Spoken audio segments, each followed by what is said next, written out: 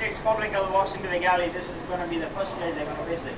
And they're going to visit this machine right in the back, which is actually a wash, rinse and sanitizing machine. So whatever things need to be washed, like all the plates, all the cups, all the glass will be going into the machine, while it will be washed, rinsed and sanitized in each different particular temperature.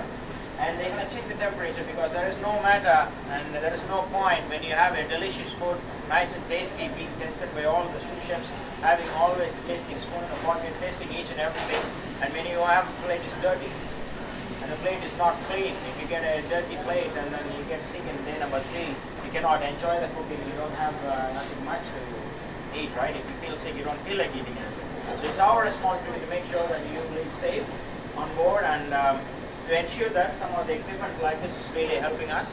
And as you can see here, all the clean ones coming out of this machine will be done by the utilities, wearing a different color. They normally wear khakis, and then they have a hat also like me, and a smaller one. And then they collect all of the stuff right in the corner, and everything will be utilized by the waiters and the cooks. So all this plate will be taken into the hot plate trolleys, and then it will be held in the service line, and then will be plugged in, and then all the plates remain nice and hot.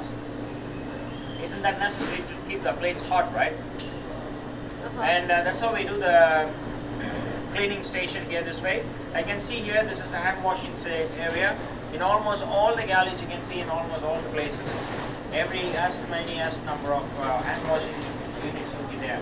The reason why is why? To keep yourself safe, right? The simple way to get yourself away from the normal virus is to just by washing your hands to keep you away from flu or anything else before you eat, before you smoke, whenever you finish the toilet and all those things. So wash your hands for 20 seconds, wash your hands often.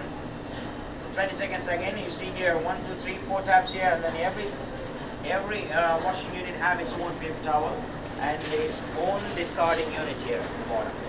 So it's very mandatory. And right in the back to you is the coffee station, where we brew our coffee for you, which is Faithful Coffee, a product of US, where we normally use 1 container for decaf and 1 container for regular. And you have some of the juice machines right in the back, and you have the beverage, and the other side is the Coke and all the dispensing units. And we have one more bistro coffee machine, we call it WMF, a product of Germany. And as you can see here, there are different colors of bin here. One is a yellow, one is a blue, one is a gray, and one is a red. Can you all make a guess why should we have carrying a different color bins? A separation, right? To work in the ship and then to discard all the waste is a very big task. We have one separate unit working only for separation of the garbage. So we thought we could help them by separating the garbage, so it makes their life much easier. So what I want to do is I want to go with the red bin for the any burnable ones, that anything that goes to ashes, the paper, wood, plastics, everything that's going to be burned will be used here. And sometimes the bread husk that will be also used because it can be also be burned. So anything that can be burned can be going in here. The grey ones are one for the glasses and the ceramics. So what do we do with these glasses of waste? We send it outside when we are going for landing, we send it for recycling and we'll make some revenue out of it. And then I try to buy a couple of beers for me also. So how about the one for the blue ones? The blue ones carries all the metals. So what happens to the metal again? Can I throw them on board? No. I cannot. If I throw them on board, I go to prison. Yeah. Or I have to pay millions and millions of dollars on the company revenue. So it's going to spoil us. So what I do, I make them all the metals into one bin and then I crush it down, make it the individual blocks, and then I sell it also to make some more revenue again more beers also.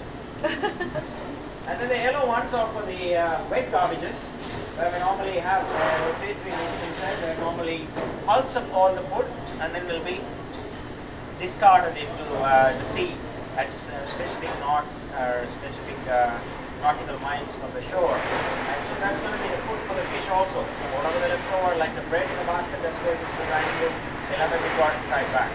Considering the safety, because it's left open, so it has to consume it immediately.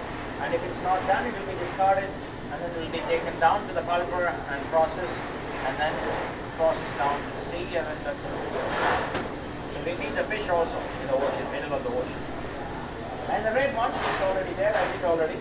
And that's pretty much, I think I did finish up all the areas. So do you all have any questions? Yes, we do have an incinerator down by deck number 2 where you can see one of the utility comes and then it's been especially designed, as you can see, the whole plastic can be detached. Once it's been detached, and then you tie it down, and then you have a big trolley, you take it down, put it down, the whole one, because the whole goes to the right into the incinerator and will be burned up.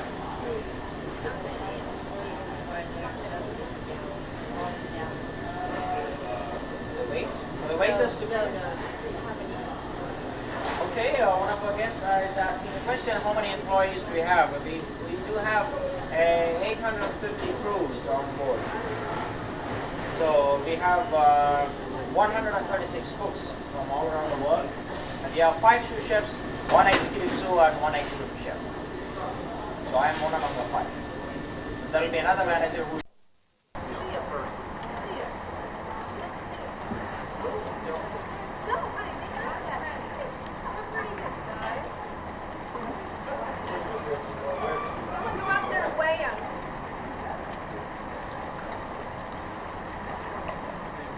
Get a picture of him? Yeah.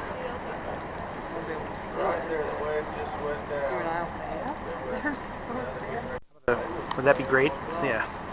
Whale eat one of those seals? It'd be like a two-star. It'd be like... Right. That would be for the trip then, wouldn't it? That guy's flipping around.